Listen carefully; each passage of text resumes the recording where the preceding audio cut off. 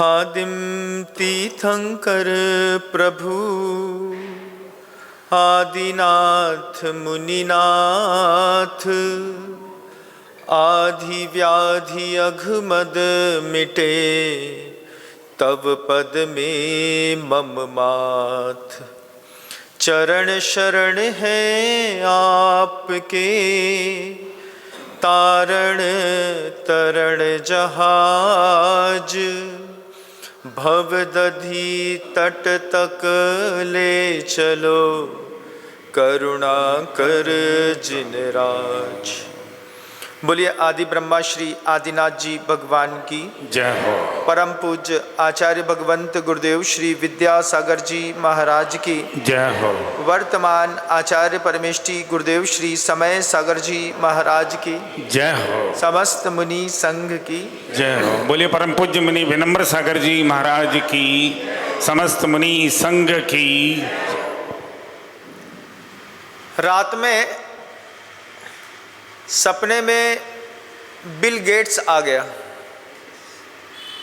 Bill Gates को जानते होंगे?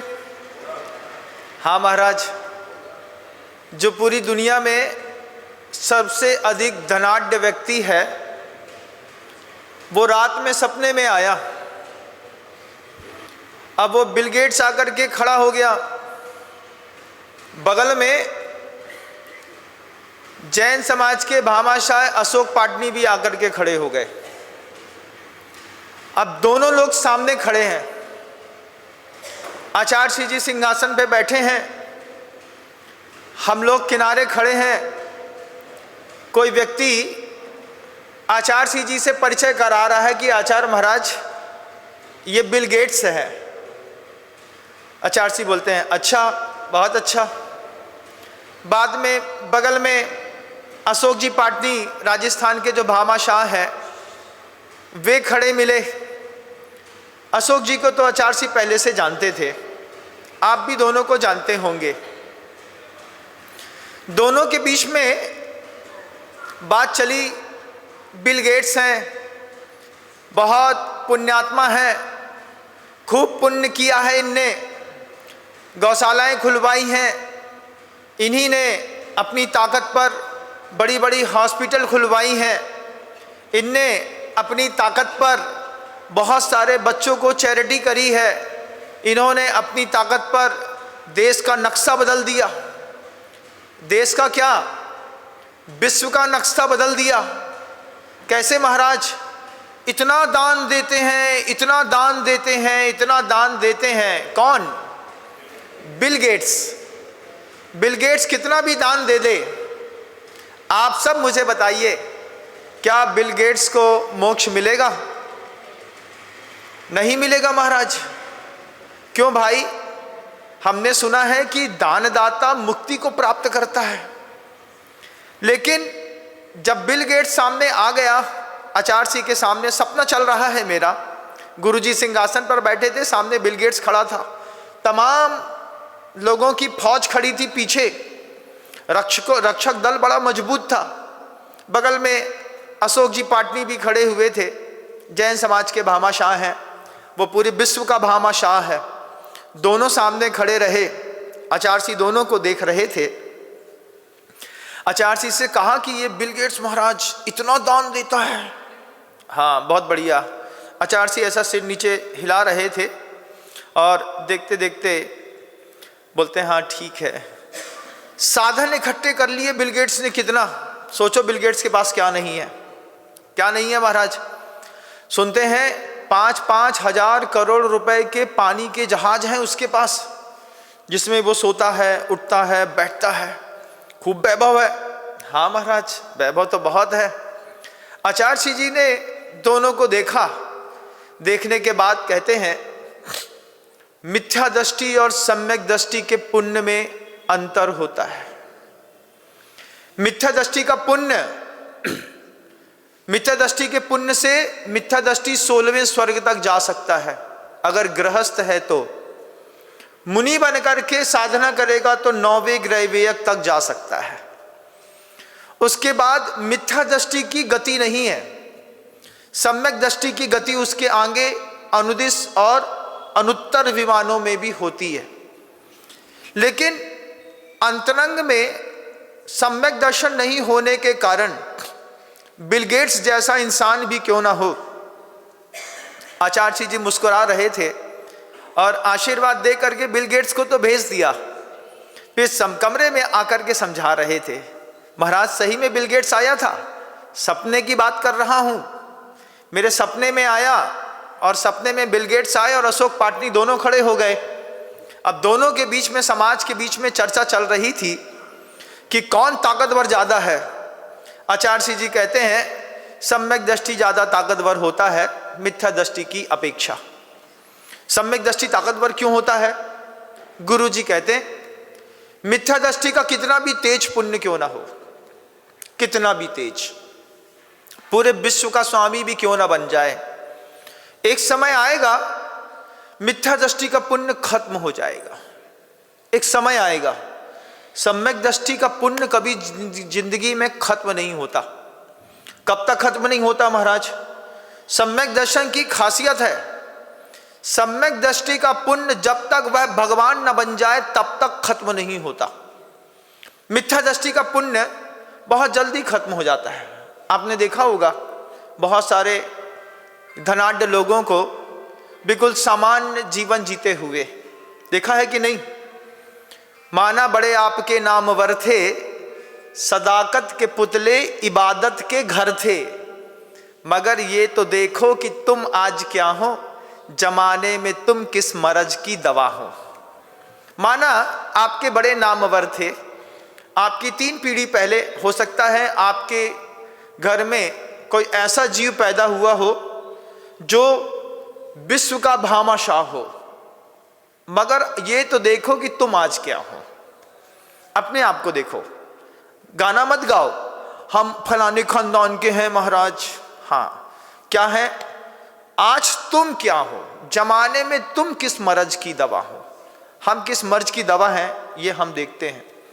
तब आचार्य जी कहते हैं कि मिथ्या दृष्टि का पुण्य एक ना एक दिन तो खत्म हो जाएगा, एक ना एक दिन खत्म होकर के कितना भी दान दे लेना, मिथ्या दृष्टि कितना भी दान ले ले, दे दे, क्या करता है महाराज? गौशाला खुलवाई मिथ्या दृष्टि ने, एक सम्यक दृष्टि ने, दोनों के पीछे के भाव अलग अलग हैं। एक को CNDF का फंड काटना था, 100 करोड़ दान देने हैं, कहाँ दें, इससे अच्छा चलो गौशाला खुलवा दो, वाहवाही हो जाएगी। सम्यक दृष्टि गौशाला खुलवा रहा है, वो बोल रहा है इससे जीव की रक्षा होगी, इनको सुख मिलेगा तो हमको सुख मिलेगा। वो उदाहरण हमेशा दिमाग में रहा कि जब जज अपने कोर्ट में जा रहे थे, रास्ते में एक कुत्ते का बच्चा नाली में गिरा पड़ा मिला। जज ने गाड़ी से उतर करके नाली में उतर करके कुत्ते के पिल्ले को बाहर निकाल करके और म्याऊं म्याऊं करते हुए कुत्ते के पिल्ले को बाहर रखा। बाहर निकल करके लोगों ने कहा सर पिल्ले के चक्कर में अपने कपड़े बर्बाद कर दिए। लोग बोलते हैं पिल्ले के चक्कर में कपड़े बर्बाद नहीं कर लिया, पिल्ला तो कुछ कर ही नहीं रहा था, पिल्ले के निमित्त से जो मेरे मन के अंदर करुणा पैदा हुई, मैंने उस करुणा को जीने के लिए मैं नीचे तक उतरा, फिर चाहे उसमें मेरा कपड़ा बर्बाद हो चाहे मेरा शरीर, कोई फर्क नहीं पड़ता। सम्यक दृष्टि का दिमाग अलग होता है, मिथ्या दृष्टि का दिमाग अलग होता है। बिल गेट्स कितना भी आसामी क्यों ना हो, क्या आपको लगता है कि कभी बिल गेट्स को मोक्ष होगा? नहीं होगा। आप लोग तो बहुत पढ़े लिखे हैं, कितने अच्छे से जानते हैं बिल गेट्स को मोक्ष नहीं होगा। क्यों नहीं होगा महाराज? मिथ्या दृष्टि है, सच्चे देव, सच्चे शास्त्र, सच्चे गुरु की कीमत नहीं जानता। आपसे कह दें आप सच्चे देव, सच्चे शास्त्र, सच्चे गुरु की कीमत जानते हैं क्या? पता है सच्चे गुरु को दान देने पर क्या होता है? जैसे गाय को पानी पिलाओ ना, तो गाय को पिलाया गया पानी दूध में परिवर्तित हो जाता है, ऐसे सच्चे देव, सच्चे शास्त्र, सच्चे गुरु को दिया गया दान उस तरीके के सातिशय पुण्य में परिवर्तित होता है कि जिसको भोगते भोगते भोगते ओजस तेजो विद्या वीर विजय विभव सनाथा महाकुला महार्था मानव तिलका भवंति दर्शन पूता, इतनी सारी चीजें मिलती हैं। गाय को पानी पिलाओ, एक बाल्टी, गाय पानी को दूध में कन्वर्ट कर देती है। एक साधु को कुछ दान दो, दान देने पर साधु आपके दान को आपके सातिशय पुण्य में कन्वर्ट करता है। महाराज देखा तो नहीं है, आपको जरूरत होगी इसलिए आप ऐसा बोल रहे हैं। बिल्कुल सही बात है, आपका ऐसा सोचना लाजमी है। सम्यक दृष्टि ऐसा नहीं सोचता। सम्यक दृष्टि की सोच में, मिथ्या दृष्टि की सोच में जमीन आसमान का अंतर होता है। क्या अंतर होता है महाराज? वो अंतर ही तो देखिए आप। बताइए ना, बिल गेट्स मोक्ष क्यों नहीं जा सकता?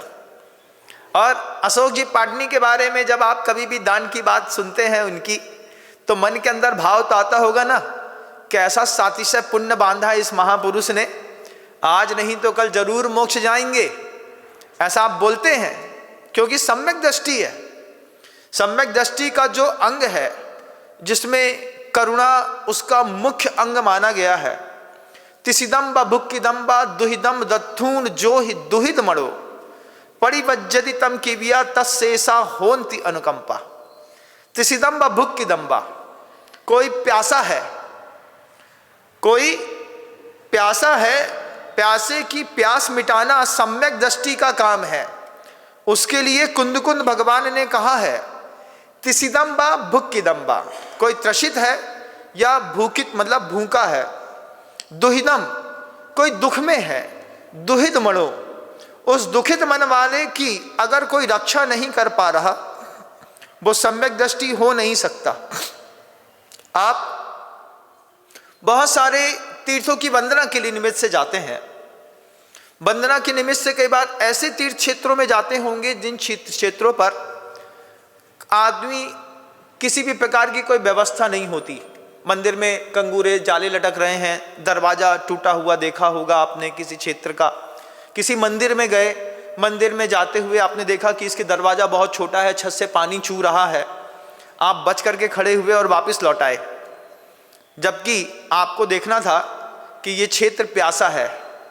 तिसिदम्बा, इसको प्यास है, कोई मिल जाए तो कोई मेरी सीलिंग ठीक करा दे।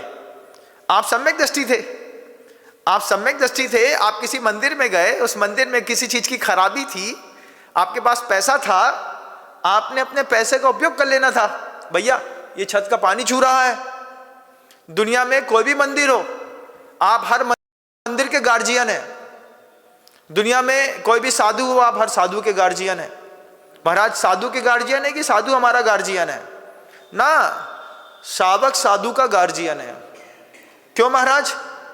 क्योंकि भारतीय संस्कृति में हर छोटे ने अपने बड़े को संभाला है। यह हमारी भारतीय संस्कृति का इतिहास रहा है।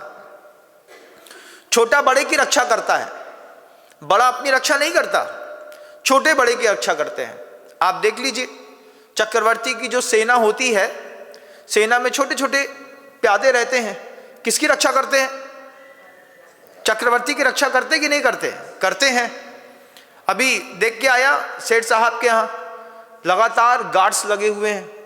मूंछ वाला अलग है, पूंछ वाला अलग है, अलग अलग तरीके के हैं। किसकी रक्षा कर रहे हो? छोटा बड़े की रक्षा कर रहा है कि नहीं कर रहा? कर रहा है। दुनिया का रूल है कि छोटा ही बड़े की रक्षा करता है, बड़ा अपनी रक्षा नहीं करता। आप छोटे थे, साधु बड़ा है आपकी नजरों में, है ना? छोटे का काम है बड़े की रक्षा करना। इनकी रक्षा कौन करेगा? हम ही करेंगे, और कौन करेगा? हम भी छोटे हैं किसी के लिए, हम भी अपने बड़े की रक्षा में लगे हैं। वो बड़े अपनी रक्षा नहीं करते, उनकी रक्षा कौन करेगा? हम करेंगे, और कौन करेगा? भारतीय संस्कृति कहती है छोटा बड़े की रक्षा करता है। इस छोटे और बड़े की रक्षा करते पर, जब छोटा बड़े की रक्षा करता है ना, तो छोटा बड़े पर कोई एहसान नहीं करता है। इस शब्द को माथे पे रखिएगा। छोटा बड़े की रक्षा करके बड़े के ऊपर कोई एहसान नहीं करता, कोई कृपा नहीं करता। कृपा और एहसान दीनहीन लोगों पर की जाती है। किसके ऊपर? बेचारा कुछ नहीं मिलता है, इसको हम नहीं देंगे तो दीनहीन है। तो देव शास्त्र और गुरु इनके ऊपर किए गए दान देने के बाद मन के अंदर ये बात आए कि हमने कृपा करी, नहीं तो तुम्हारा काम न हो, तो तुम मूर्ख थे, एक नंबर के मिथ्या दृष्टि थे। तुमको पहले अपनी धारणा सुधारनी पड़ेगी। मैंने देव शास्त्र गुरु की रक्षा करी क्योंकि मैं सम्यक दृष्टि था।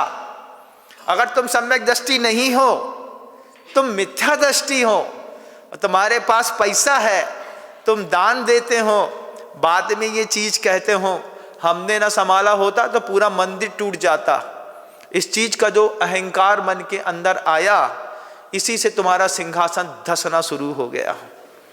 तुमने देव शास्त्र गुरु को दान देकर के देव शास्त्र गुरु के ऊपर कोई एहसान नहीं किया।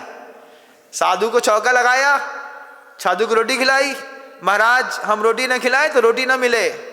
तुम मूर्ख हो एक नंबर के।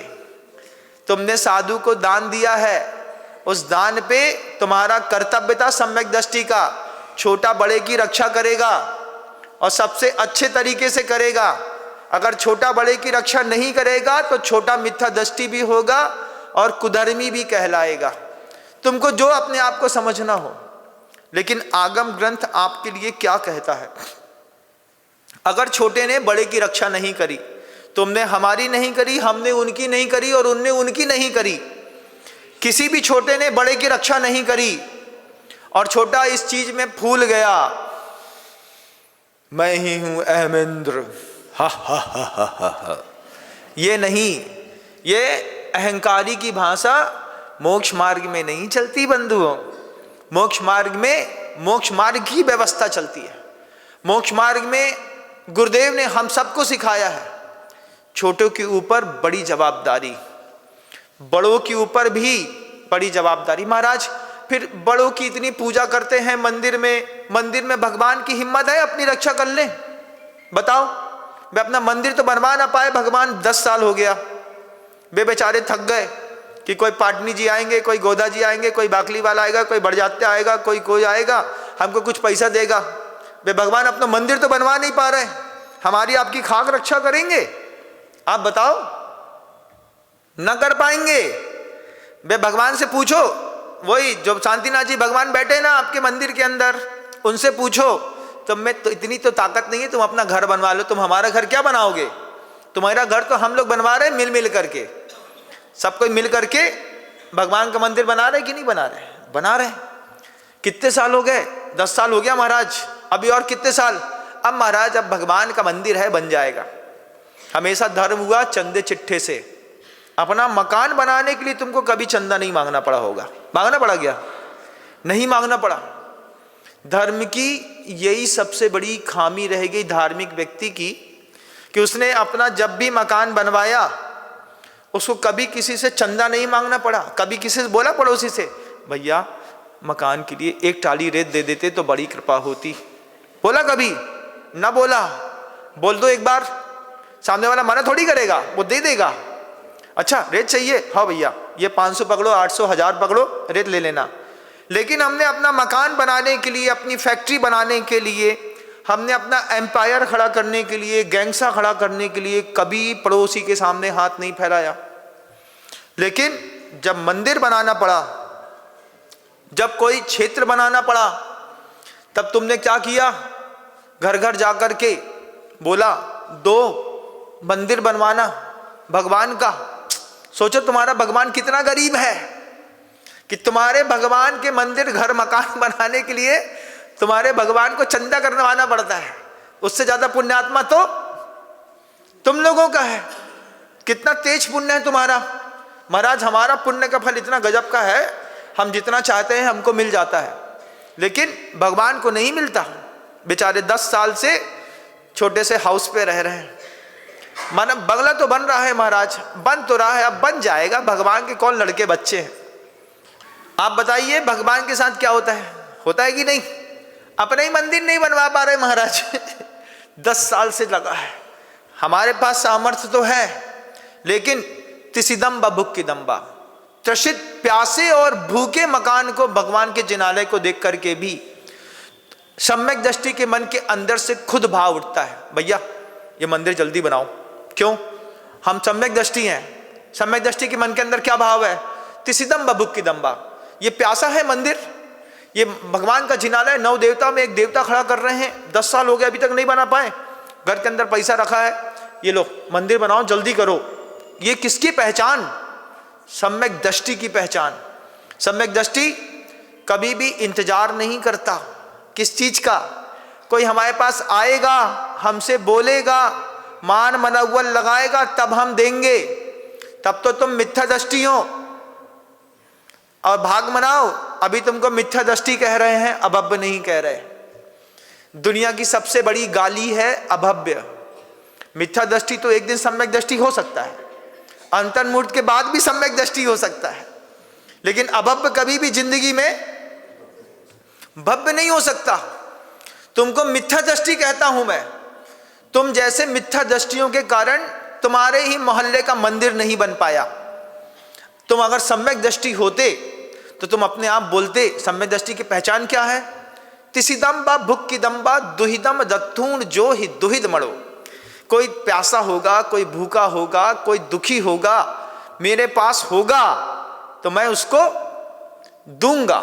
ये सम्यक दृष्टि के दान की कीमत है।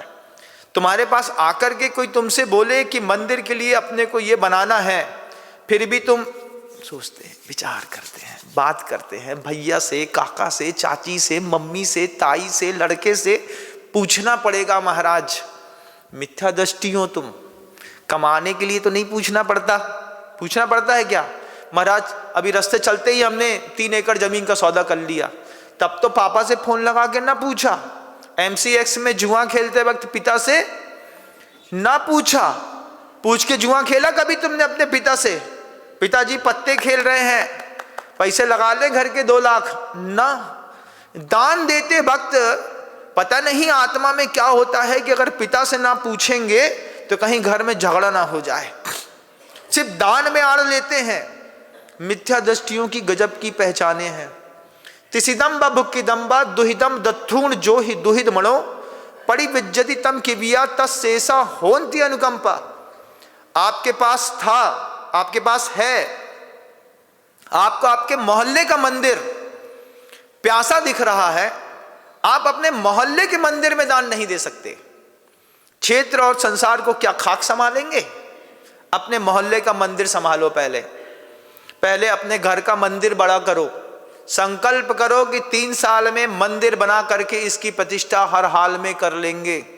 कहां से पैसा आएगा महाराज? हमारे पास तो है नहीं। मिथ्या दृष्टि जब उसके पास संपत्ति बढ़ती है ना, बिल गेट्स जैसी, तो वो क्या करता है? अति आसक्ति पूर्वक अपनी ही संपत्ति का भोग करता है। मिथ्या दृष्टि की पहचान है। मिथ्यात्व भूमा अशुभोपयोगौ भोगैक दृष्टि कलुषातिरेकः दानादि सत्कार विलुप्त वृत्ति कृतज्ञता पूर्ण मनः प्रवृत्ति। आचार्य गुरुदेव इस बात को अपने चैतन्य चंद्रोदय ग्रंथ में लिख करके गए हैं, जिसमें कहते हैं अगर तुम मिथ्या दृष्टि हो तो तुम्हारे अंदर ये चीजें होंगी। क्या होगा? मिथ्यात्व भूमा अशुभोपयोग, उपयोग अशुभ में बैठा रहेगा। मंदिर के सामने मकान है लेकिन मंदिर में भगवान के दर्शन करने नहीं आता। क्यों नहीं आता? अरे भाई तो मंदिर है, यहीं से तो दिख रहा है, क्या देखना भगवान को? वो बैठे, वो देख वो बैठे। ऐसे बोल करके अपने घर से ही भगवान की उपेक्षा। वो हर इंसान मिथ्या दृष्टि है जो अपने ही नगर में, अपने ही मोहल्ले के जिन देव के सामने दिन में 1 बार ढोंक न देता हो। तुम्हारे घर के अंदर कितने हैं देख लीजिएगा। आगम ग्रंथ जो कह रहा है वो मैं आपसे कहता हूं। आपके घर के अंदर एक सम्यक दृष्टि मिलेगा। क्या है महाराज? वो महिला है, सुबह से लगी रहती है, शाम को बैठेगी तो चिटके बनाएगी। सुबह बेटा पूजा कर लो।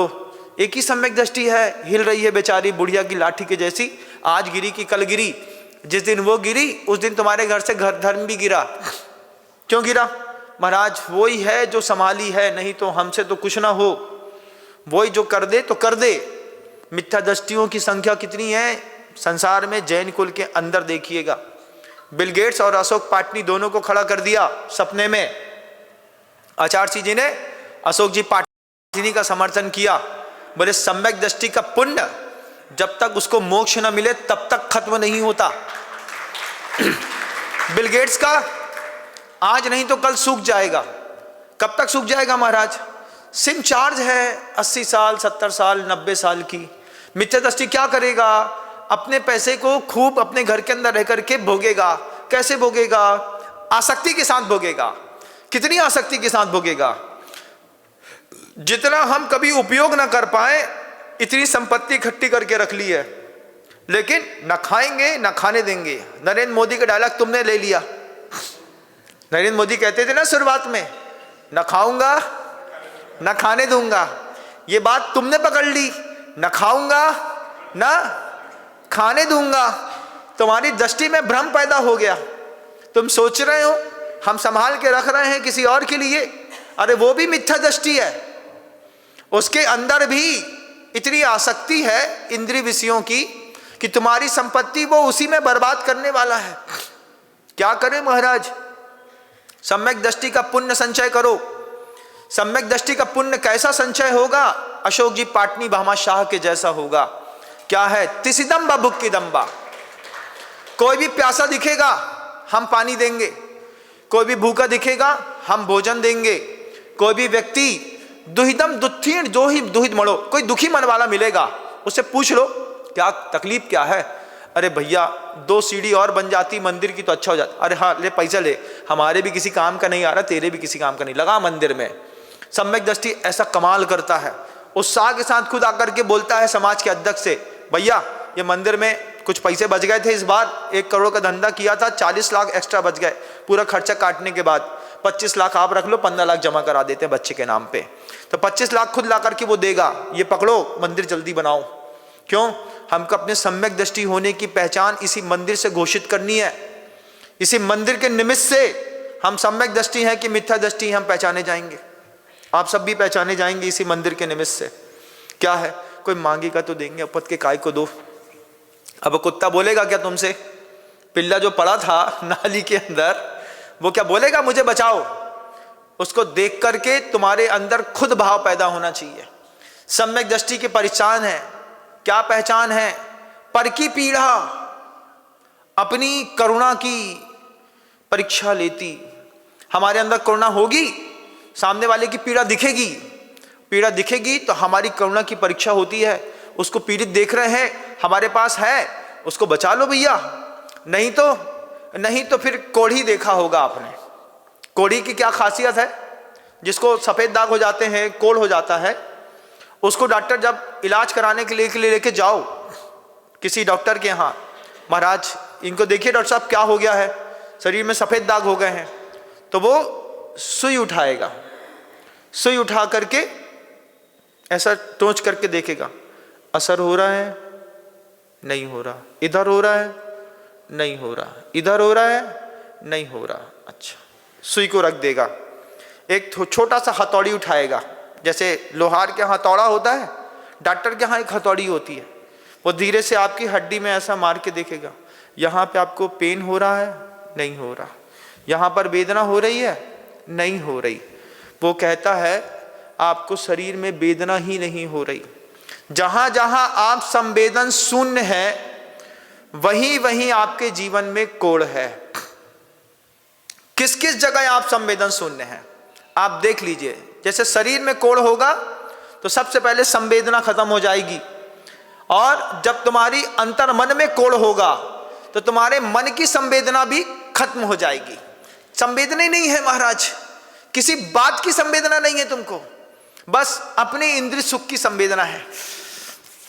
हमको खाने मिल गया, बढ़िया था, रसमलाई थी महाराज, बेहतरीन बना था, पनीर बना था, छोले कुलचे थे, खाए पिए, मुंह साफ किया और चले आए।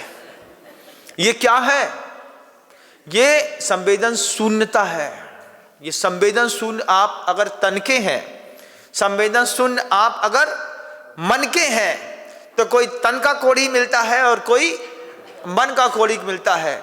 संवेदन शून्य कभी भी सम्यक दृष्टि नहीं हो सकता। सम्यक दृष्टि को दिखता है, पर्याय के परिणाम समझ में आते हैं उसको। अरे कितना दिन जिंदा रहेंगे भाई, लटक गया है कमर, अब क्या होने वाला है? बस अब धीरे से 1 आध दिन जो है ना बर्न थेरेपी होगी आपकी। बर्न थेरेपी समझते हैं? 2.5 कुंटल लकड़ी बुलाई जाएगी आपके नाम पे, बेहतरीन सीधा करके लेटाया जाएगा, उसके ऊपर लकड़ी रखे जाएंगे, थोड़ा कपूर डालेंगे और डालडा और शुद्ध घी मिला करके जाने दो, अब अंतिम थेरेपी का टाइम आने वाला है, बर्न थेरेपी आने वाली है, उसके पहले विचार करना है हम सम्यक दृष्टि का पुण्य लेकर के इस धरती पर आए कि मिथ्या दृष्टि का पुण्य लेकर के आए। बिल गेट्स की जैसी संपत्ति है, दानदाता भी हैं, लेकिन मन के अंदर अगर मान लो संवेदनशीलता नहीं है तो आचार्य श्री अशोक जी पाटनी जैसे लोगों को पसंद करते थे। क्यों? क्योंकि सम्यक दृष्टि का पुण्य अंतिम समय तक काम करता है। मिथ्या दृष्टि का पुण्य आज है, कल है, परसों है, एक न एक दिन सूख जाएगा। उसकी आसक्ति हर चीज में जबरदस्त है। बिल गेट्स को देखो, उम्र में 80 साल का होगा कि नहीं होगा महाराज, स्कैंडल में पकड़ा गया। बिल गेट्स महिलाओं के साथ स्कैंडल में पकड़े गए। बिल गेट्स पकड़े गए, आप पकड़े गए कि नहीं पकड़े गए? महाराज हम नहीं पकड़े गए, भले आप पकड़े ना गए हों, लेकिन केवल ज्ञान की आंख में तो आप भी पकड़े गए। केवल ज्ञानी जिस आंख से आपको देख रहा है, उस ज्ञान में तो उसके भी दिख रहा होगा कि 80 साल का होने के बाद भी इसको स्पर्शन इंद्रिय कितनी आसक्ति है। शरीर में भोगने की ताकत तो नहीं है, लेकिन दिन भर मोबाइल में देखता रहता है, उसी चीजों को बड़ा करके देखता है, छोटा करके देखता है, रोक के देखो ये क्या है, किसकी पहचान है। बिल गेट्स तो पकड़ा गया, तुम पकड़े नहीं गए जमाने के सामने, लेकिन उसकी नजरों से कुछ छुपा गया। आपके सर्वज्ञ परमेष्ठी तो सब देखते हैं कि नहीं देखते? बताओ तो थोड़ा, देखते हैं। अगर सर्वज्ञ परमेष्ठी तुम्हारा हिसाब किताब करें तो तुमको कौन सा स्वर्ग मिलेगा, तुम बताओ। अच्छा कौन से? महाराज स्वर्ग की बात ही मत करो, वो तो फोटो में स्वर्गीय लिख जाए इतना ही बहुत है, नहीं तो उसमें भी आदमी LD लिख देता है, लेड लिख देता है, इंग्लिश वाला। हिंदी वाला स्वर्गीय भी बड़ा मुश्किल है। पूज्य पिताश्री फलाने चंद जी लिख दिए, भैया इसमें स्वर्गीय और लिख देते, कहाँ पता कहाँ गए पापा। क्यों? भरोसा ही नहीं है किसी चीज का। क्यों भरोसा नहीं है महाराज? क्योंकि अपने आप को अभी सम्यक दृष्टि को समझ नहीं पाए आप। दुनिया में सब करते हैं, सारी चीजों में दान देते हैं, इन्वॉल्वेशन रहता है, कोई कहेगा तो कर देंगे, नहीं तो नहीं करेंगे। लेकिन सम्यक दृष्टि की पहचान है, उसकी आंख में दिखेगा और वो शुरू हो जाएगा। मंदिर के अंदर एक चटाई टूटी पड़ी होगी, हाँ महाराज देखते हैं कि नहीं? देखते हैं। मंदिर के अंदर चटाई टूटी है तो अध्यक्ष को फोन लगा करके बोलोगे कि इसकी चटाई बदल दो, जबकि क्या दिमाग होना चाहिए था, पहले 2 चटाई बाजार से खरीद के लाते, फिर माली से नहीं तो कमरे में या फिर मंदिर के किसी सदस्य को बोलते, भैया हम ये 2 चटाई लाए हैं, हमने नई रख दी है, पुरानी खराब वाली उठा ली है। पुरानी खराब वाली उठा करके पुरानी खराब वाली किसी भिखारी को, गरीब को दान में दे देते, नई वाली मंदिर में रख देते, तुम्हारी पहचान नियत हो जाती। हम कहीं पर भी गलत देखेंगे, कहीं पर भी असंतुलित देखेंगे, हमारे पास होगा, हम सुधारेंगे। ये हमारी पहचान है, सम्यक दृष्टि की पहचान है। लोग बताते हैं ना अशोक जी के इस बारे में, महाराज आज अशोक जी की बात क्यों? किशनगढ़ के अंदर हैं और उनका वैभव देख रहे हैं चारों तरफ से। कहते हैं उनके बारे में कि कोई भी उनके दरवाजे गया है तो कभी भी उन्होंने उनको भूखा वापस नहीं भेजा, जो चाहिए है उनको दे करके वापस भेजा। उनसे आपने सीखा कि नहीं सीखा? महाराज हम लोग खुद ही उनके दरवाजे से होकर के आते हैं, हम क्या सीखें उनसे? हम खुद ही दया के पात्र हैं, हम थोड़ी दाता बन सकते हैं। सम्यक दृष्टि तो कोई भी बन सकता है बंधुओं।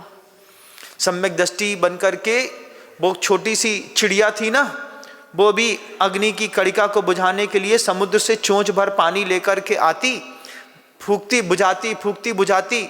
उससे पूछा क्या होगा तेरे चोंच भर पानी से? नाम तो बचाने वालों में आएगा, जलाने वालों में नहीं आएगा, तुम्हारे पानी से कुछ ना होगा। अपनी ताकत का परिचय दो। कहां पे दे महाराज? जहां आप कहते हैं वहां पे मत दो, जहां मैं कहता हूं वहां मत दो। जहां तुमको दिख रहा है कम से कम वहां तो दो, अपने मोहल्ले में तो दो। अपने मोहल्ले में भी नहीं महाराज, उसमें भी महाराज बड़ी मुश्किल होती है। जैसे मैं तुमको समझाता हूँ ऐसे तुम्हारे अध्यक्ष मंत्री तुमको समझाते होंगे, भैया 5 पेटी दे दो, थोड़ा मंदिर बनाना है। अभी तो है नहीं भैया, अभी तो बहुत मद्दा चल रहा है। क्यों? धन की प्रति इतनी आसक्ति है। और आसक्ति क्यों ना हो? क्योंकि आगम ग्रंथ इस बात को कहता है। आगम ग्रंथ क्या होता है? आगम ग्रंथ क्या बात कहते हैं आप भी देखिएगा। आगम ग्रंथ कहते हैं इस बात को, जो चीज आप छोड़ना चाहते हैं, जो चीज आप छोड़ते हैं, उसकी भी एक ऊर्जा होती है, उसका भी एक इनविजुअल फोर्स होता है। वो चीज आपको अपनी तरफ खींचेगी। आपने आलू छोड़ा, प्याज छोड़ा, हाँ महाराज छोड़ दिया, लेकिन उसके बाद भी आलू प्याज के प्रति आकर्षण छूटा गया? नहीं छूटा। रास्ता चलते में किसी होटल में समोसा छन करके बाहर निकल रहा हो गरम गरम, और आपको क्या याद आता है? अगर ये मिला होता तो पेट तो गजब का भर गया होता। हम खाते नहीं हैं, लेकिन उसकी ऊर्जा हमको उसकी तरफ खींचती है। इस बात को, इस यथार्थ को भी समझिए जीवन में।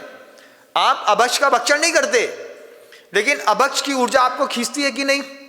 खींचती है। महाराज आपको कैसे पता? हम भी सब देखते रहते हैं, मानव विज्ञान को पढ़ते रहते हैं। गुरुजी देखते रहते थे। गुरुजी हम लोगों से कहते थे, दीक्षा होने के बाद गुरुजी ने कहा हम लोगों से, आप लोगों ने छोड़ तो दिया है, लेकिन छोड़ी हुई चीज की भी शक्ति होती है। वो ऊर्जा आपको अपनी तरफ खींचेगी। खींचने, जब वो खींचेगी तो आपका कर्तव्य है उसकी रेंज से बाहर हो जाओ। उसकी रेंज से बाहर कैसे होंगे महाराज? उसके लिए स्थिरता, उसके लिए साधना, उसके लिए जप, उसके लिए तप आवश्यक है। अपनी निंदा करो, अंतो अंतो डज्जमी पच्छत्तावेण वेदंतो। हर बुरी वस्तु की अपनी एक ऊर्जा होती है, और उस ऊर्जा से मुक्त होना सामान्य काम नहीं है, बहुत असामान्य काम है, लेकिन गुरु के साथ रह करके होता है।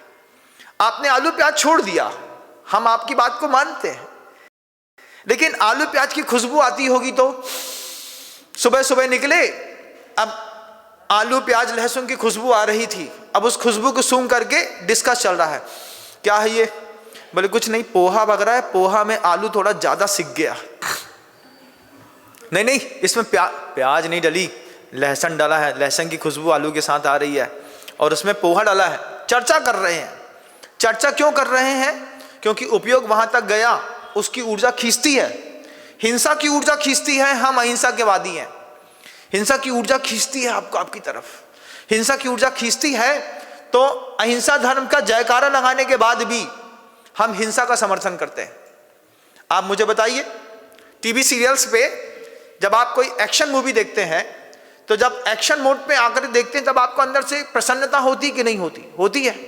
आप देखते हैं कैसे चक्र चलाता है, कैसे गला काटता है, कैसे पुच पुच पुच पुच करके यहां से फुब्बारे छूट रहे हैं, उसको देखने में आपको आनंद आया ना? ये आनंद बताता है कि हिंसा की ऊर्जा आपको खींच रही है, आपको वायलेंस खींच रहा है अपनी तरफ। हम वायलेंस करते नहीं महाराज, आप करते नहीं हैं, ये बात तो मैं भी मानता हूं, मैं भी कह रहा हूं कि आप कोई हिंसा नहीं करते, लेकिन हिंसा की ऊर्जा आपको खींचती है कि नहीं? खींचती है। उसकी रेंज से बाहर जाना पड़ता है। उसकी रेंज से कैसे बाहर जाते हैं? आचार्य सिंह के सामने कोई हिंसा की बात भी करता था, हिंसा का दृश्य दिखना दिखाना तो दूर की बात है, कोई बात भी करता था तो आचार्य सिंह कहते थे इसको सुनने से भी कान में दोष पैदा होता है, इसकी बात भी नहीं सुनना, और आपको देखने में आनंद आता है।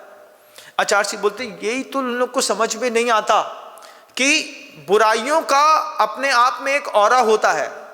हिंसा का ऑरा है, झूठ की शक्ति है, चोरी की शक्ति है। आप कितना भी संकल्प ले लो कि हम चोरी नहीं करेंगे, लेकिन मौका मिलेगा तो एक हाथ तो मारेंगे। मेरे साथ खुद जीवन में हुआ बंधुओं, अपने आपके साथ, हाँ मेरे साथ हुआ। अभी पहले तो सोचता था कि कभी ऐसा होता नहीं होगा, लेकिन जीवन का अंतरंग है, मुझे बोलने में कभी भी संकोच नहीं हुआ। कुंडलपुर के बड़े बाबा की मंदिर के लिए ऊपर चढ़ रहा था। चढ़ते में कई बार ऐसा होता था कि कभी कोई अंगूठी पड़ी मिल गई, कभी कोई पायल पड़ी मिल गई, किसी के 500 रुपये पड़े मिल गए। इन सब चीज़ों में कभी हाथ नहीं गया, कभी सोचा भी नहीं। लेकिन एक दिन कमाल हुआ। एक दिन कमाल क्या हुआ, एक दिन जब मैं कुंडलपुर के बड़े बाबा जी की ऊपर चढ़ रहा था, जा रहा था, तो जाते में सामने से सूरज के प्रकाश में नीचे बीच में एक हीरे की अंगूठी चमक रही थी। हमने हीरे खूब देखे हैं, हम बहुत दूर से पहचानते हैं कि ये हीरा है कि जर्किन है कि क्या है, सब चीज़ हाथ से होकर के गुजरी हमारे। तो जब वो अंगूठी में सूरज की रोशनी पड़ रही थी और हीरा अपने पूरे शबाब के साथ चमक रहा था, तो 200 मीटर दूर से वो हीरा दिख रहा है। अब मैं देख रहा हूं कि ये इतना चमक रहा है, ये पक्का हीरा है, दिमाग में चल रहा है। पास जाते जाते देखा हीरे की अंगूठी है। उठाया नहीं, उठाना नहीं है क्योंकि मुनि महाराज उठा नहीं सकते, लेकिन अपने मनोयोग को देख रहा हूं। मैं अपना मन देखता हूं, आप अपना मन देखिए। मैंने देखा, उठाई नहीं, ऐसा देखा, देख करके चला गया, रुका भी नहीं एक सेकंड के लिए। लेकिन मन में वो बात रुक गई कि इस स्पॉट पर हीरे की अंगूठी पड़ी है। वंदना करी भगवान जी की, वहाँ पर माला फेरी, शांतिधारा अभिषेक कराया, लौटा। लौटते वक्त उसी स्थान पर जिस अंगूठी को देख करके गया था वो अंगूठी वहाँ पर नहीं मिली। फिर मन के अंदर धक्का लगा, कोई उठा के ले गया। हमको उठाना नहीं, हमको उसको रखना नहीं, वह हमारे किसी काम की भी नहीं, लेकिन उपयोग गया कि नहीं गया? गया। ये क्या है महाराज? ये जो परिग्रह है इसकी ऊर्जा होती है, ये अपनी तरफ खींचता है, लेकिन इस पे खींचना नहीं। गुरुजी कहते थे हिंसा खींचती है, हिंसा में खींचना नहीं। झूठ खींचता है अपनी तरफ, अरे बोल दे, थोड़ा सा झूठ बोल दे। ये बात अगर महिलाएं समझ गई कि झूठ अपनी तरफ खींचेगा, लेकिन मुझे बिना झूठ बोले हुए सत्य का सत्यापन करना है, उससे क्या होगा? उससे फिर परत्व नहीं हो पाएगा। परत्व और अपरत्व का गुण होता है, जिसके कारण कोई भी चीज छोटी और बड़ी दिखाई देने लगती है ना। वर्तना परिणाम क्रिया परत्वा परत्वे च कालस्य। ये क्या करता है? समय का खेल है। समय छोटे को बड़ा और बड़े को छोटा बना देता है। तो ये छोटे बड़े का खेल है। अब जैसे झूठ सामने आता है तो झूठ की एक ऊर्जा है, झूठ खींचता है आपको अपनी तरफ। झूठ खींच रहा है, खींच रहा है, खींच रहा है, बोल दे बोल दे बोल दे बोल दे बोल दे। अंदर से आवाज आएगी, हम झूठ तो ना बोलेंगे, जितना सत्य है उतना ही बोल देंगे। माहौल बन जाता है। 5 लोगों ने माहौल बना दिया। उस 5 माहौल में हम जानते हैं सत्य ये है, उसके बाद भी हमने किसी और का नाम ले लिया। झूठ बोलने के, झूठ की ऊर्जा से भावित होना हिंसा की ऊर्जा से भावित हो जाता है, क्योंकि इसका ऑरा है। गुरुजी कहते थे इसकी रेंज से बाहर निकलो। कुछ भी मिले, कैसी भी परिस्थिति हो, अपने व्रतों का ध्यान रखते हुए, अपने संयम का पालन करते हुए जिंदगी से बाहर निकलो। इसका मैंने आचार्य जी के जीवन में प्रभाव देखा। आचार्य कभी धन के औरे से प्रभावित नहीं हुए। नागपुर में थे हम लोग। नागपुर में एक पहलवान परिवार है, शराब का ठेका उसके करीब 18 बियर बार के काउंटर थे। 18 बियर बार के काउंटर। नागपुर के परवारपुरा का मंदिर बन रहा था। आचार्य जी चिंता कर रहे थे कि बड़ा कोई पुण्यार्जक सामने आ जाए जिसके इसकी संयोजना बन जाए। उसको पता चला कि मंदिर बन रहा है परवारपुरा में, हमने जीवन में कभी कोई काम तो अच्छा किया नहीं। बहुत आचार्य के पास जाकर के बोलता है, आचार्य 2 मूर्ति हमको देनी है, 2 मूर्ति देनी है। तो आचार्य समझे कि सहसपुर जिनालय में मूर्ति देनी होगी। 1.5 लाख रुपए की मूर्ति थी। बोले 3 लाख रुपए कमेटी को लिखा दो। बोले नहीं, 2 मूर्ति मूल गर्भगृह में देनी है और वो भी नगद देनी है। एक मूर्ति 3.5 करोड़ की है, 2 7 करोड़ की है। 7 करोड़ हम आपको नगद देंगे, हमारी 2 प्रतिमाएं अंदर रख दो। जैसे ही उसने कहा, आचार्य ऐसे मुस्कुरा, अच्छा कहाँ रहते हैं आप? पहचानते तो हम आपको है नहीं। हाँ महाराज जी, हम लोग यहीं बगल में इसी गली में मोहल्ले में मकान है, यहीं रहते हैं। अध्यक्ष को बुलाया। अध्यक्ष राजेंद्र कुमार जी पहलवान थे, उन्हीं के खानदान का वो आदमी था। वो बोले ये कोई है, ये 2 प्रतिमा देने का भाव रखते हैं, एक बार आप इनसे पता कर लो। तो वो हंसे। अध्यक्ष हंस करके बोलते हैं हमारे ही खानदान का है आचार्य। अच्छा, तो आपके खानदान के हैं तो बहुत अच्छे हैं ये तो, क्योंकि आप तो समाज के अध्यक्ष हैं। फिर आचार्य के पास बोलते हैं आचार्य अपन बाद में बात करते हैं। तो जैसे ही अध्यक्ष ने कहा बाद में बात करते हैं, तो गुरु जी समझ गए कुछ भेद होगा।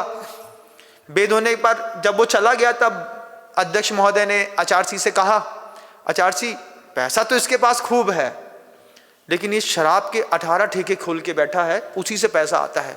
एक एक काउंटर से 1.5 2 लाख रुपए रोज कमाता है। ये अकेला पूरा मंदिर बना सकता है, इसके पास इतना पैसा है। आचार्य बोलते हैं उसको मना कर देना, उसका पैसा नहीं चाहिए। क्यों नहीं चाहिए? क्योंकि गुरु जी पैसे के औरे से बाहर हैं, आप पैसे के औरे के अंदर हैं। आपको कोई पैसा दे आपके मंदिर में तो आप क्या करोगे? कोई एनआरआई हो और आपसे बोले कि आपके मंदिर का पैसा बनना है, ब्राउन शुगर, ड्रग्स और स्मगलिंग का पैसा है, 30 करोड़ देते हैं, 10 करोड़ वापस कर देना, 20 करोड़ लगा देना। तुम क्या करोगे? तुम तुरंत 30 करोड़ ले लोगे, 20 करोड़ लगा देंगे, 10 करोड़ तुमको वापस कर देंगे। आचार्य जी ने 7 करोड़ रुपए नगद छोड़े, झोला भर करके, ऐसे सामने था, छोड़ा गुरु जी ने। उसको बुलाया, बुला करके कहते हैं आपकी भावना तो बहुत अच्छी है, लेकिन आपका व्यवसाय ठीक नहीं है। आपका व्यवसाय ठीक नहीं है, जब तक आप अपना व्यवसाय ठीक नहीं करेंगे तब तक हम आपकी संपत्ति मंदिर में नहीं लगा सकते। गौशाला में तो लगा सकते हैं, मंदिर में नहीं लगा सकते। मंदिर में तो सिर्फ पुण्यात्मा आदमी का पैसा लगेगा, पापी का एक भी पैसा आचार्य की नजरों से होकर के मंदिर में नहीं लगा, सिर्फ पुण्यात्मा आदमी का पैसा लगेगा। तो वो ऐसा बोलता है, तो मैं क्या करूं? देखिए कठिन है लेकिन करना पड़ेगा। 18 की 18 दुकानें बंद करनी पड़ेंगी, उसको बेचना पड़ेगा। महाराज 100 करोड़ का धंधा है, आपको दान देना हो तो आप कर सकते हैं, वैसे भी अपने कुल का काम नहीं है, फिर आके आप देख लीजिए। घर गया, लौट करके आया, खुद उपद के नरियल लेकर के। 3 साल का नियम लेते हैं, 18 के 18 बियर बार के काउंटर हम पूरी तरीके से बंद कर देंगे। आचार्य बोलते बहुत बढ़िया। फिर वो कहता है कि मेरा पैसा लेकर के मेरी 2 प्रतिमा तय कर लीजिए, 3 साल में हम बंद कर देंगे। आचार्य बोलते ऐसे नहीं, पहले बंद करेंगे, बाद में आपकी प्रतिमा ली जाएगी। पैसे के औरे से ऊपर उठे आचार्य विद्यासागर जी महाराज, ऊपर उठे हुए लोग। वे ऊपर उठ करके महापुरुष ने, उसने नियम लिया उस श्रावक ने, 3 साल में 18 बियर बार का काउंटर बंद कर दूंगा। एक लाइसेंस, एक बियर बार का काउंटर का लाइसेंस मिलना कितना कठिन होता है, दुनिया जानती है। 18 काउंटर से उसके 18 के 18 काउंटर 1.5 साल में 80 करोड़ में बेच करके फुर्सत होकर के आचार्य के पास बीना बारा आया और आकर के कहता है मेरी किडनी फेल हो गई, मेरी पत्नी किडनी देना चाहती है, आप आशीर्वाद दो। आचार्य ने पूछा वो काम बंद हुआ? बोले आज अंतिम दुकान बेच करके सीधे आपके पास आ रहा हूं। आचार्य जी ने कहा यहां पे रुक करके शुद्ध भोजन करो, भोजन का जहां पे गुरुओं के आहार होते हैं, रोग ठीक हो जाएगा। ऐसे बात कही तो 8 दिन तक वहीं पर वो रुका रहा। आचार्य जिस चौके में भोजन करते वहां जाकर के बोलता, सोचो 100 करोड़ का आसामी गुरु जी के चौके में आहार के बाद बोलता कि जो आचार्य ने खाया है वो हमको भी थोड़ा सा दे दो। वो आचार्य का लिया हुआ आहार उस चौके से लेता, 8 दिन तक वहीं पे खाया, फिर डॉक्टर के पास जाना तो दिखाया, दिखाने के लिए डॉक्टर के पास गया। डॉक्टर बोलता है अभी 4 महीने आपको किडनी ट्रांसप्लांट की कोई जरूरत नहीं है, आप इतना लंबा समय ले सकते हैं। उसके बाद उसका टाइम पीरियड लगातार बढ़ता गया और 1.5-2 साल तक उसको कोई भी किडनी ट्रांसप्लांट का कोई भी ऑब्जेक्ट सामने नहीं आया। ये गुरु की महिमा वर्णी न जाए, गुरु नाम जपो, मन वचन काए, सिर्फ मुंह से ना बोलो, करना भी पड़ता है। वो करने की कीमत बड़ी जबरदस्त है, लेकिन मिथ्या दृष्टि और सम्यक दृष्टि में भेद है। मिथ्या दृष्टि जीव मांगे मांगे पर भी काम नहीं करेगा। सम्यक दृष्टि बोलता है महाराज ये तो मेरा सौभाग्य है, आपने प्रेरणा दी, काम हो गया, नहीं तो हम समझ भी नहीं पाते कि ये भी हमारे हिस्से की जवाबदारी थी। सम्यक दृष्टि अपनी जवाबदारी खुद तय करता है। जब अशोक की पार्टी ने आरके कम्युनिटी हॉल बनाया होगा तो तुम लोग से पूछ के बनवाया क्या? नहीं, क्या हुआ? उसको जवाबदारी दिखी, बना दो, समाज के लोगों का व्यवहार अच्छे से निपटता रहेगा, होता रहेगा, कम पैसे में लोगों का धर्म ध्यान होता रहेगा। तुम्हारे धर्म ध्यान के निमित्त से उस सम्यक दृष्टि ने इतना बड़ा हॉल बनाया, 1 करोड़ रुपए खर्चा करते शादी में, 2-5 लाख रुपए में काम कर लिया आपने। मेंटेनेंस चार्जेस मात्र दे करके। ये क्या था? सम्यक दृष्टि की सोच का परिणाम है। आप क्या हैं? सम्यक दृष्टि की मिथ्या दृष्टि खुद तय करिएगा। मैं आपको मिथ्या दृष्टि बोलूंगा नहीं, मैं आप सबको सम्यक दृष्टि ही मानता हूं, लेकिन आप खुद परिणाम तय करिए अपने कि कितनी आसक्ति है आपको धन के प्रति कि आप अपने मोहल्ले का मंदिर न बनवा पाए। क्या दुनिया का क्षेत्र बनाएंगे आप? मोहल्ले के मंदिर की चिंता करते, टारगेटेड काम करते, 3 साल में हम सब मिलकर के कर लेंगे। जब उस महापुरुष ने पूरी की पूरी समाज खड़ी करी है, खड़ी है कि नहीं? किशनगढ़ के अंदर रहने वाले हर जैन समाज के व्यक्ति के ऊपर उनका कोई ना कोई तो अनुकंपा बनी है। तो यही सोच लेते कि हम सब मिलकर के ये कमाल करके दिखाते हैं, 3 साल में टारगेटेड टाइम में मंदिर पूरा करके खत्म कर देते। लोग बोलते सारे सम्यक दृष्टियों ने मिलकर के भगवान का जिनालय बहुत अच्छे से बना लिया।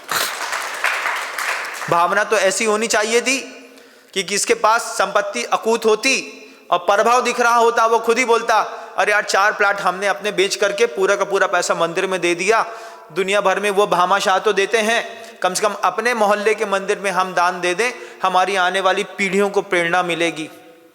लेकिन बड़ा कठिन है। क्या कठिन है महाराज? महाराज वही बात है आप जो कह रहे हैं ना कि ऊर्जा खींचती है, परिग्रह की ऊर्जा खींचती है, मेरा पैसा ना चला जाए। एक थे सेठ दानचंद थे, उनका नाम था दानचंद, हमने कहानी पहले भी कही है। उनसे कभी पैसा तो निकला नहीं।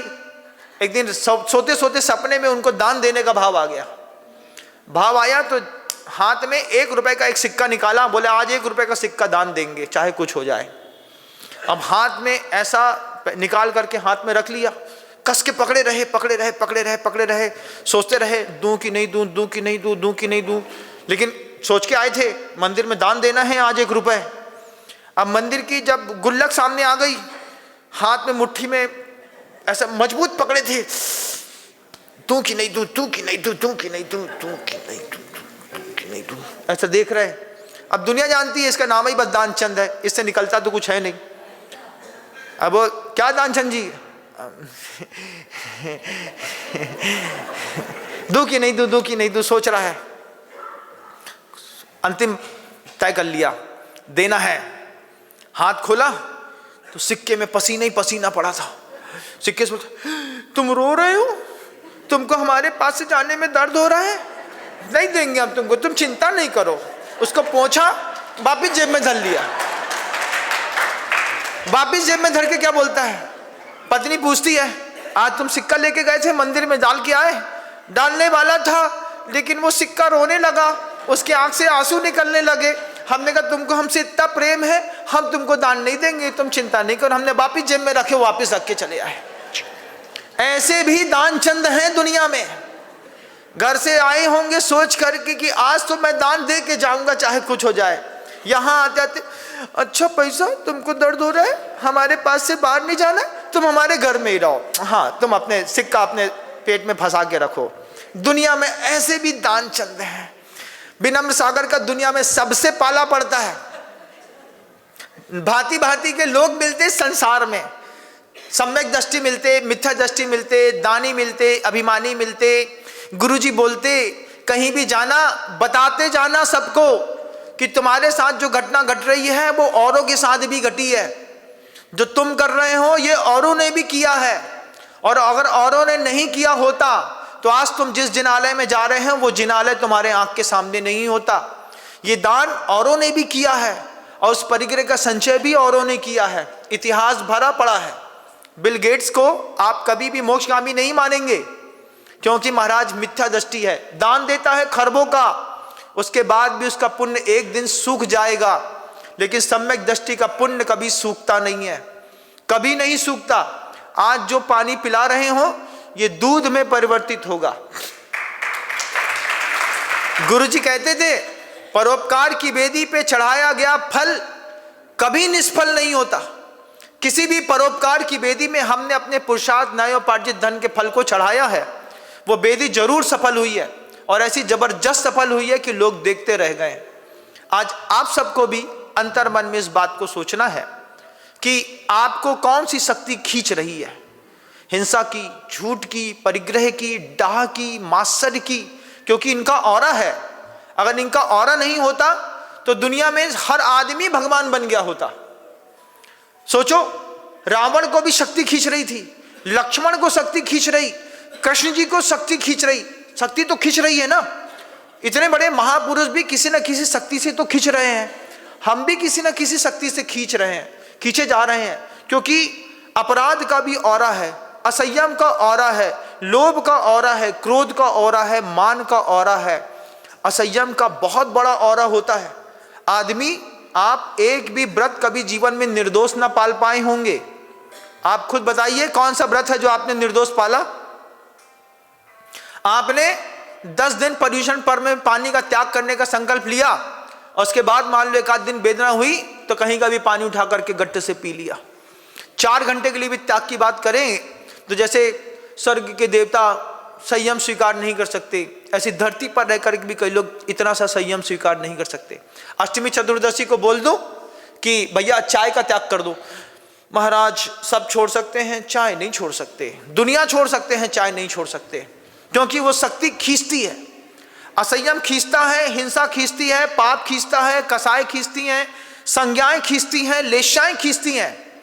हम कितना भी मीठा बोलते हो, आप भी बहुत मीठा बोलते हैं कि नहीं? हाँ महाराज, हमसे अच्छा तो आप लोग तो पढ़े लिखे हैं, अपन तो थोड़ा कम पढ़े लिखे बाबू हैं, आप तो ज़्यादा पढ़े लिखे लोग हैं, coat pant tie belt suit वाले। लेकिन उसके बाद भी क्या होता, असंयम की शक्ति खींचती है। क्या खींचती है? असत्य खींचता है, बोल दो असत्य, झूठी बोलो। जब कभी भी लेस्याएं खींचती हैं, कष्ट नील कापोत पीत पम शुक्ल 6 लेस्याएं हैं, कभी भी शुक्ल लेस्या नहीं खींचेगी लेकिन कष्ट लेस्या खींचेगी। और कुट साले को मार, ऐसी भावना अंदर से होती है, बोलते नहीं है। क्यों? बोलेंगे तो हम ही कुट जाएंगे, तो बोलते तो नहीं है आप, लेकिन आप उसकी प्रेरणा अनुमोदना करते हैं। इस औरे से इंसान को बाहर निकलने के लिए पुरुषार्थ करना पड़ता है। गुरु जी ने एक बार हम लोग से पूछा, आलू प्याज छोड़ दिया ना? त्याग तो है महाराज, उसकी खुशबू अच्छी लगती है कि नहीं लगती? अब क्या बोलते, लगती तो है आलू प्याज की खुशबू, सूंघो तो दूर से समझ में आती है कि प्याज में लहसुन ज़्यादा है कि लहसुन में प्याज ज़्यादा है कि आलू ज़्यादा है कि काय की सब्जी बगड़ी, सब समझ में आता है सूंघने में, इतनी अभ्यस्त है ये नासिका। गुरु जी से कह दिया खुशबू तो अच्छी लगती है, तो बोलते हैं वस्तु का तो त्याग है लेकिन अभी भी उसकी ऊर्जा तुमको खींच रही है। इस ऊर्जा के औरे से अपनी, उसकी रेंज से अपने आप को बाहर निकालो। उसकी रेंज से अगर अपने आप को बाहर नहीं निकाल पाओगे तो कभी भी मुक्ति के द्वार तक पहुंच नहीं पाओगे, क्योंकि जो चीजें तुम्हें खींच रही हैं ये चीजें तुम्हें मृत्यु की सैया पर भी खींचती मिलेंगी। यही झूठ अंतिम समय में भी खींच रहा होगा, यही हिंसा अंतिम समय में खींच रही होगी, यही परिग्रह अंतिम समय में खींचता है, मुझे नहीं छोड़ना। अभी मैं देख के आया, एक इंसान 45 दिन से प्यासा था, 45 दिन से मृत्यु सैया में पड़ा है, लेटा है, शरीर में सिर्फ कंकाल बचा। अच्छा हष्टपुष्ट देखा मैंने उसको, 100 किलो का भी देखा और 19 किलो का भी देखा मैंने उसको।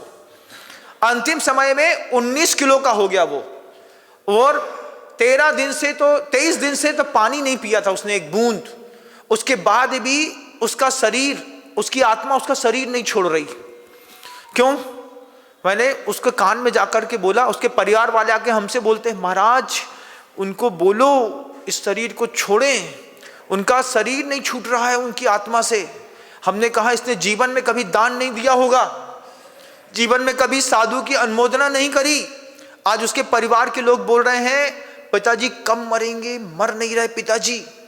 मैंने उसके कान में जाकर के बोला आत्मा तू इस शरीर में किसी लायक नहीं बची, इससे ऊपर नंदीश्वर दीप जिनालय मिलेगा, वहां पे रत्नों की प्रतिमाएं मिलेंगी, भगवान मिलेंगे, देव मिलेंगे, गुरु मिलेंगे। 500 योजन की चांदी की प्रतिमा देखनी हो, सोने की देखनी हो, हीरे की देखनी हो, छोड़ इस शरीर को। ऐसा बोला तो आंख ऐसा बंद करके एक आंसू यहां से टपक गया। फूलचंद नाम था उसका भी। उसकी संलेखना के अंतिम समय पर हम पहुंचे, एक आंसू ऐसा प्रवचन सुनने के बाद टपक गया। टपकने के बाद 3 घंटे बाद उसकी संलेखना हो गई। 23 दिन से प्राण नहीं छूट रहे थे। अंतिम समय में साधु ने एक संबोधन दिया, अपने परिग्रह के औरे से बाहर निकल। क्या है, शरीर में कुछ बचा नहीं, उसको ऐसा एक उंगली से उठा करके ऐसा छोड़ा जा सकता है, ऐसा शरीर हो गया उसका। लेकिन आत्मा उसके बाद भी वो शरीर नहीं छोड़ रही है। क्यों? परिग्रह की ऊर्जा आत्मा को शरीर में खींच रही है। उस आत्मा को संबोधन है, शरीर को संबोधन नहीं है, पुद्गल को संबोधन नहीं है, तुम्हारे अंदर भी बैठी हुई उस आत्मा को संबोधन है कि जिस ऊर्जा से तुम खिंच रहे हो लगातार, उस खिंचती हुई ऊर्जा से बाहर निकलने का पुरुषार्थ करो। आज नहीं कर पाए तो कभी नहीं कर पाओगे। मुझे बताओ, गुरुजी ने हम लोगों से पूछा कि अगर मान लो तुमको उत्तम द्रव्य, क्षेत्र, काल और भाव मिल जाए, विदेश क्षेत्र मिल जाए, तो वहां पे जाके तुम क्या करोगे? समझते ही नहीं थे। आपसे पूछे क्या करोगे वहां पे जाकर के विदेश क्षेत्र में? हमको तो पता है आज कि हम पुरुषार्थ कर रहे हैं कि विदेश क्षेत्र में उत्तम द्रव्य, उत्तम क्षेत्र, उत्तम काल, उत्तम भाव मिले, बज बसम नाराज सहनन मिले, उत्तम द्रव्य मिले, उत्तम क्षेत्र मिले, मोक्षगामी की गमन की क्षमता हो। वहां पर भी दुनिया बसी है, वहां पर भी मकान रहते हैं, सिमंदर स्वामी का समोसा सामने खड़ा होगा, उसके बाद भी तुम वहां पर भी चाय पीते मिलोगे, क्योंकि तुम्हारा विजन नहीं है। तो साधु का विजन है, क्योंकि आपको संस्कार नहीं है। आचार्य जी हम लोगों को जवानी में कहते थे, अब तो बुढ़ापा सर से ऊपर से खुल के बोलता है। गुरुजी हम लोग को जवानी में कहते थे, पहले तय करो कि विदेश क्षेत्र चले जाओगे तो क्या करोगे। आंख बंद करके उस चीज की रोज कल्पना करो। आप विदेश क्षेत्र चले जाओगे तो क्या करोगे? महाराज समोसा में बैठेंगे, ताली बजाएंगे, बढ़िया, जय जय नाथ परम गुरु होए, हर लड्डा पुड़ी खाबे को होए। वहां पर भी विदेश क्षेत्र में जहां मुक्ति की सामर्थ्य है, वहां पर भी तुम्हारी ये इनविजुअल फोर्स तुमको खींचती रहेंगी। वहां पर भी हिंसा की शक्ति काम करती है, वहां पर भी झूठ की, परिग्रह की, पाप की, लेशाएं की शक्ति विदेश क्षेत्रों में भी काम करती हैं। उस क्षेत्र में वहां पे जो शक्तियां काम करती हैं, उसके लिए हम यहीं से थोड़ा थोड़ा रोज परिष्करण करते चलें। यथा संभव है पर्याय छूटने से पहले परिणामों में अपने आप को हिंसा के, झूठ के, कसाय के औरे से बाहर कर सकें। शब्दों को विराम देता हूं। गुरुदेव श्री विद्यासागर जी महाराज। हाँ, महाराज कह रहे हैं जिसने शराब का ठेका खोला था, चाची ने बाद में उसको दूध की दुकान खुलवाई, आज वो दूध की चीजें एक्सपोर्ट करता है। बोधि समाधि परिणाम शुद्धि, स्वात्मोपलब्धि, शिव सौ की सिद्धि, चिंतामणि चिंतित वस्तु दाने, त्वाम बंद मानस्य ममास्तुति।